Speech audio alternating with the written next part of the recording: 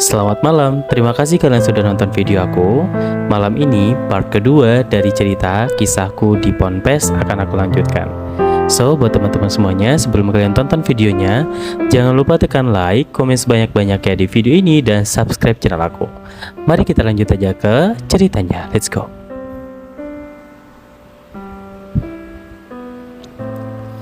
Oke. Semakin hari, semakin banyak nih pertemanan aku, dan semakin ada aja tingkah dan gebrakan yang aku alami di pondok ini.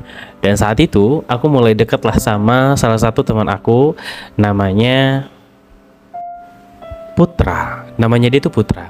Putra ini aku kenal sama dia karena dia itu di kamar sebelah aku. Kenapa aku bisa kenal sama dia? Di hari aku sebenarnya tuh setiap harinya itu di kamar bareng sama teman-teman aku yang ada di kamar. Namun si Putra itu ternyata dia berada di samping aku, artinya di samping kamar aku, di sebelah kamar lah ceritanya. Nah, setiap hari aku tuh kadang suka kayak pas-pasan sama dia tuh, kayak keluar dari kamar menuju ke toilet atau menuju ke dapur, itu kadang suka ketemu sama dia.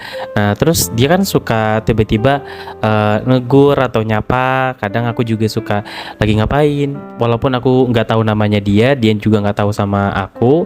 Tapi karena kita memang tinggal di situ, mau gak mau kita harus kenalan dong. Nah, akhirnya itu pada malam itu karena aku lagi bete banget di dalam kamar, teman-teman aku tuh lagi pada baca buku, terus juga lagi pada sharing kayak gitulah, sharing sama teman-teman yang lain.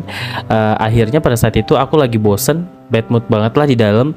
Akhirnya aku keluar dari kamar asrama menuju ke depan. Jadi depannya itu tuh kayak ada rooftop gitu. Bukan rooftop deh, apa sih namanya tuh, kayak teras. Nah, di terasnya itu tuh ada tempat-tempat duduk gitulah. Nah, aku duduk di situ sambil bikin kopi. Nah, kopinya itu tuh emang aku bikin dari dapur tadi.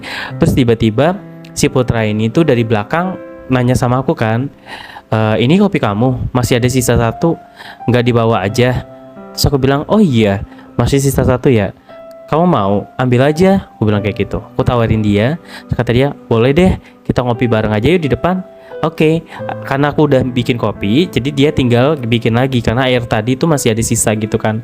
Terus gak lama kemudian aku nungguin dia. Kok lama ya? Dia itu, aku ke belakang, aku susulin dia. Kata dia, aku nggak bisa nyalain kompor, bantuin dong, kata dia gitu. Ya udah, aku bantuin dia nyalain kompor. Terus cuman 5 menit setelah itu airnya mendidih, aku bikinin dia kopi. Terus kata dia, ayo kita ke depan yuk, kopi kamu kayaknya udah dingin deh. Terus kataku, iya juga ya, ayo ke depan. Karena cuacanya emang lagi dingin banget, dan itu tuh posisinya udah setelah sholat isya gitu. Jadi kayak teman-teman dulu udah mau pada istirahat gitu lah, jam 10 mau gak mau kita tuh semuanya udah pada tidur. Tapi aku lagi bete banget kan di dalam kamar, jadi pengen keluar nyari angin kayak gitu. Terus tiba-tiba ada teman kan ya, jadi lumayan lah bisa mengisi waktu kegabutan aku.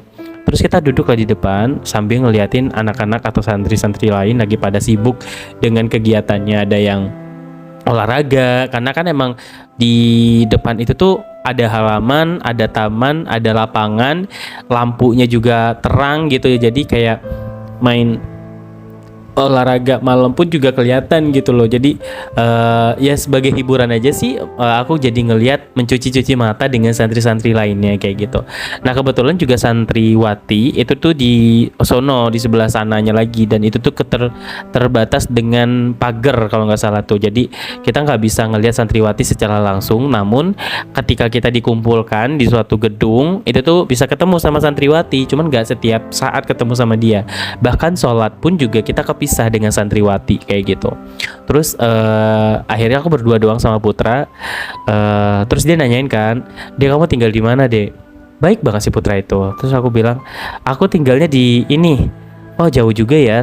Tapi kalau misalkan ke sana pakai angkot lagi kan dek? Ya pakai angkot bisa, pakai ojek juga bisa. Cuman kalau pakai angkot tuh 2 kali. Aku bilang kayak gitu. Terus kata dia, oh kalau pakai ojek sekali doang bisa.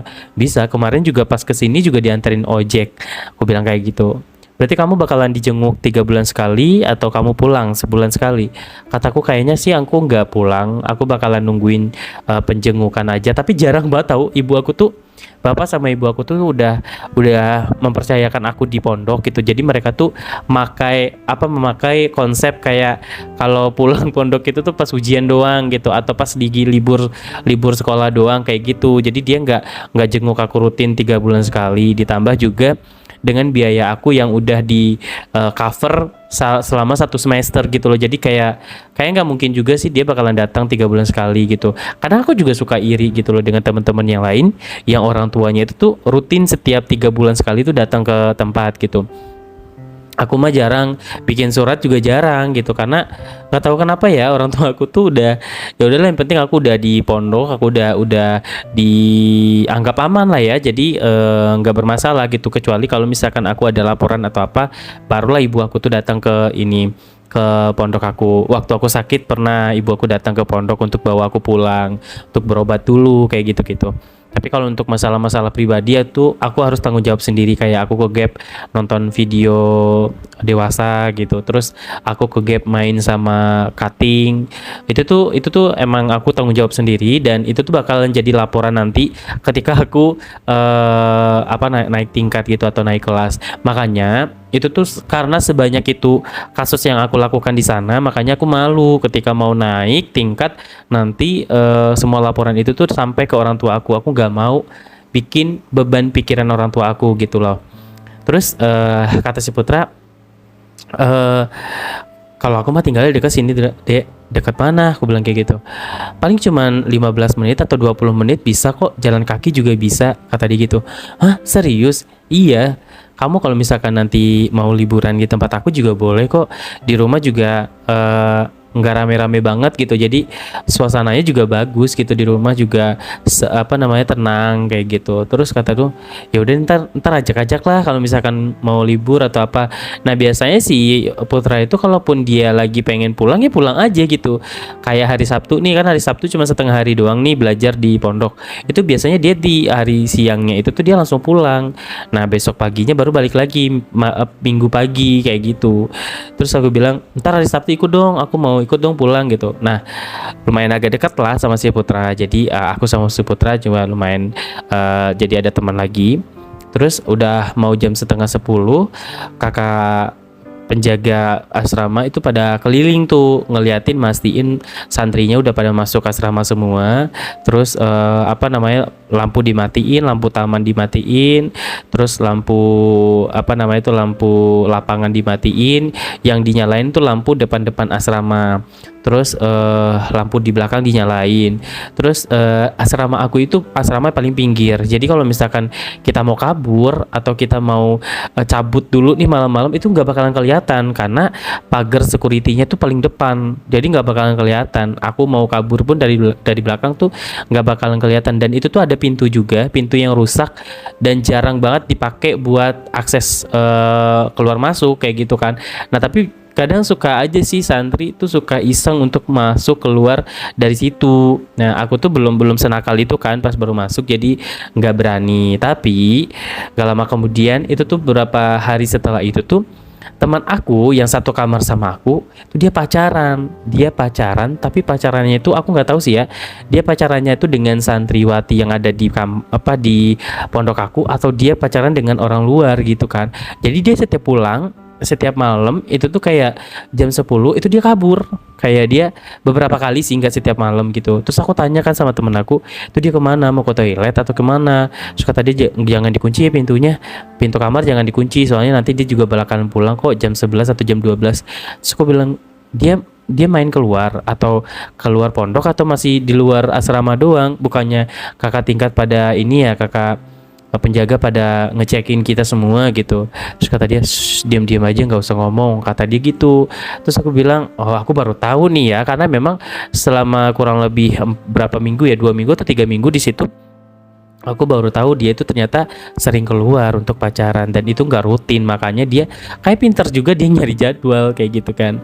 Terus udahlah tuh kan, aku langsung istirahat aja karena besok jam 4 subuh, jam setengah 4 itu udah dibangun. Jadi jam 10 kita tidur, setengah 4 kita dibangunin, nanti tidur siang lagi jam 11 kita tidur siang, nanti zuhur sholat lagi, terus jam 1 sampai jam 2 istirahat.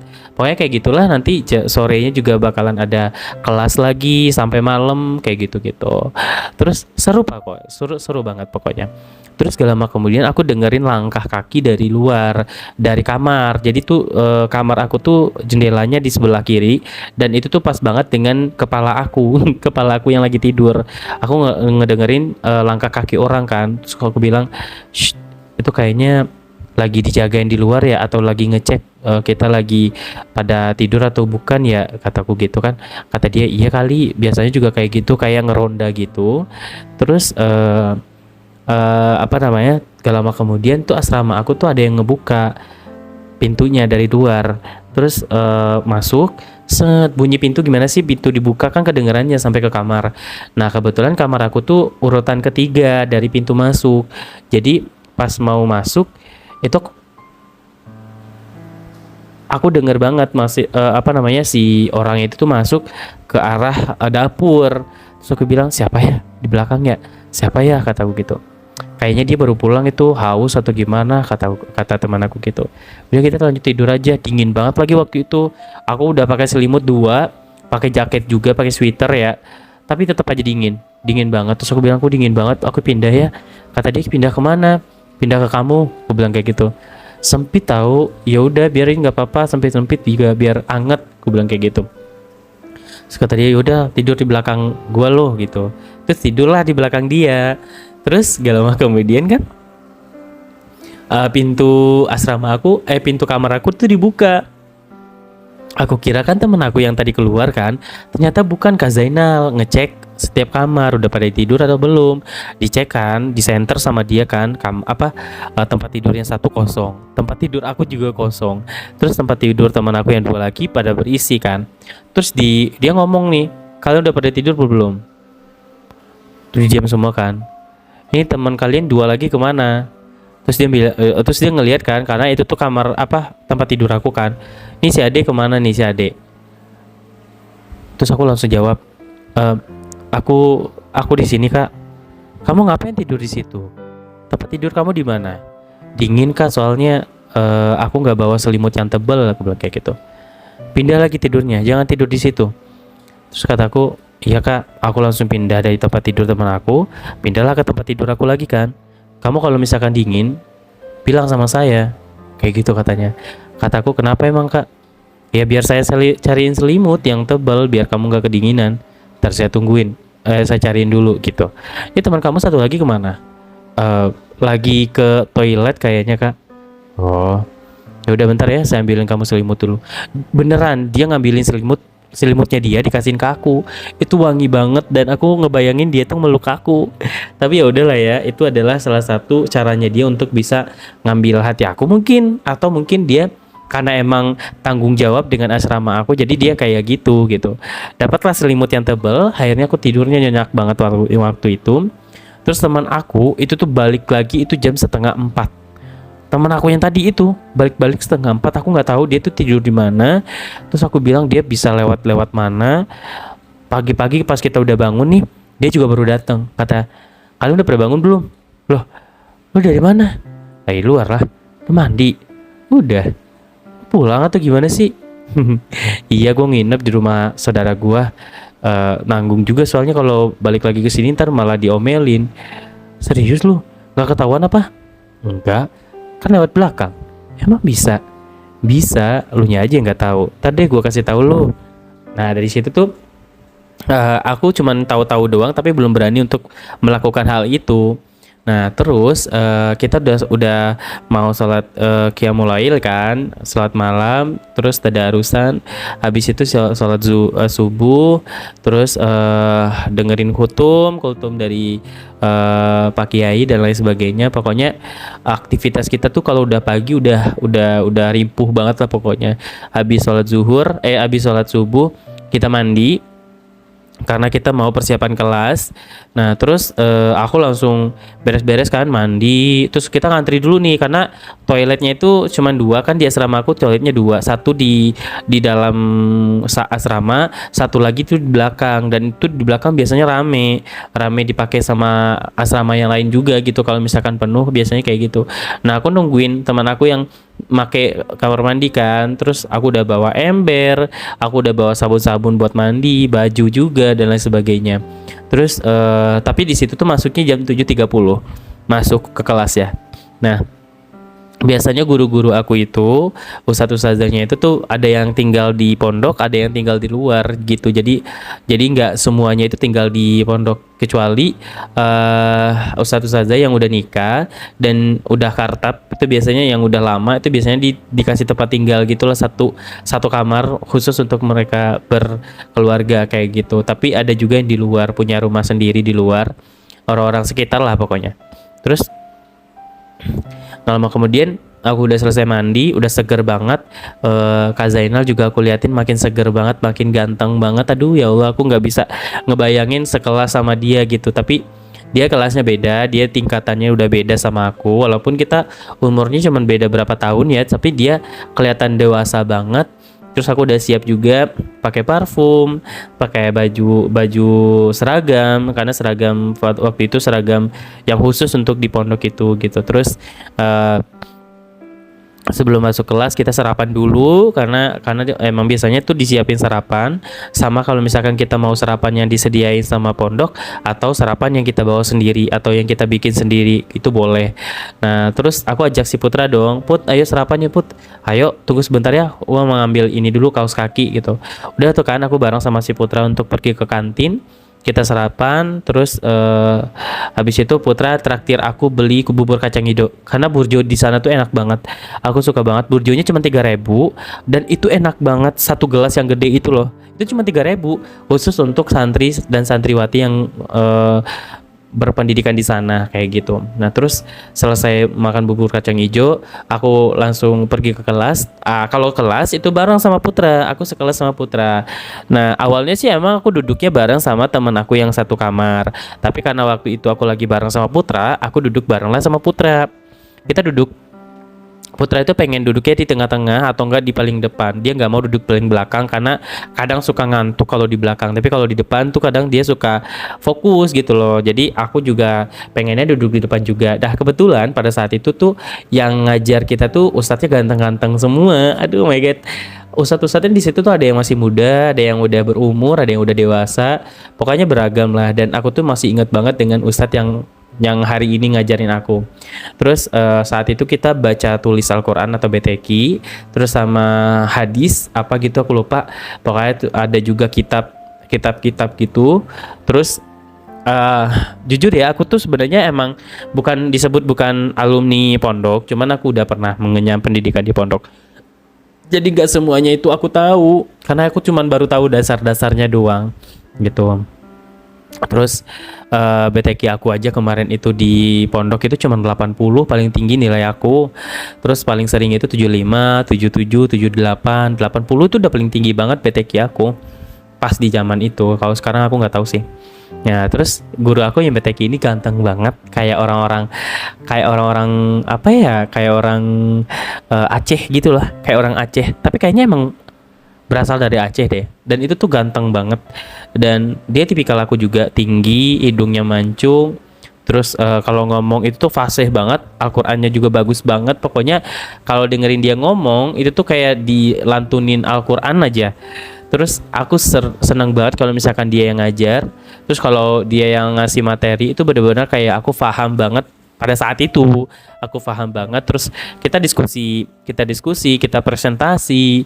Terus aku sama Putra juga sering tukar pikiran kayak gitu-gitu. Sampai udah selesai, itu tuh jam keduanya nanti diisi sama guru yang lain. Ada ustazah juga. Ustazahnya juga cantik-cantik banget. Masya Allah, aku luar biasa sih di sana itu. Orang-orangnya tuh bener-bener kayak adem-adem ayem gitu loh, nggak kelihatan banget yang gimana-gimana. Aku nggak tahu sih pribadinya orang-orang itu seperti apa, tapi di lingkungan itu tuh aku ngerasa bahwasanya aku lebih tenang aja gitu. Terus di istirahat pertama itu aku memutuskan untuk pergi ke kantin karena aku pengen makan yang agak berat-berat dikit. Tadi kan bubur kacang hijau udah, aku pengen makan yang agak berat-berat kayak misalkan nasi uduk atau aku pengen nasi goreng kayak gitu-gitu. Biasanya tuh baru mateng semua. Terus si Putra ngajakin aku untuk makan nasi bakar. Itu tuh nasi bakarnya cuman 3.000 atau 4.000 gitu, nasi bakar yang isinya ayam gitu. Terus kita makan bareng tuh sama Putra. Terus tiba-tiba Kak Zainal tuh nyamperin. Kalian udah selesai belajar apa aja tadi? Saya udah belajar ini Pak, ya, Kak gitu kan. Oh, habis ini siapa yang masuk? Kayaknya sih Ustazah ini, aku bilang kayak gitu. Itu materi apa? Aku kasih tuh materi bahasa. Bahasa apa aja? Bahasa Inggris, bahasa Arab, bahasa apa lagi tuh? Bahasa pokoknya 3 bahasa atau 4 bahasa gitu dikuasai sama si Ustazah itu. Dan itu keren banget, aku seru banget sih ngelihatnya, mereka tuh pada pinter-pinter semua. Nah, terus kata si Kak Zainal ngingetin, sekarang kan lagi musim hujan, kalian jangan lupa nyuci pakaian tuh sering ya, karena takutnya nanti seragam kalian yang kalian pakai itu nggak kering. Jadi tuh setiap dipakai langsung dicuci aja biar langsung dijemur kayak gitu.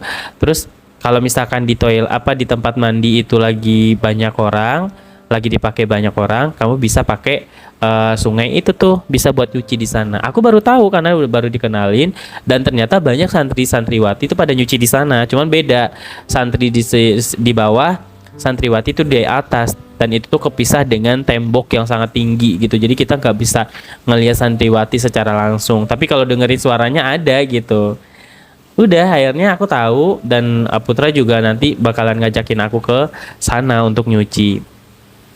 Udah deh, ini adalah part ketiga deh. Part pertama udah, part 2 udah. Ini part ketiga ya. Maaf tadi aku salah sebut di part di awal.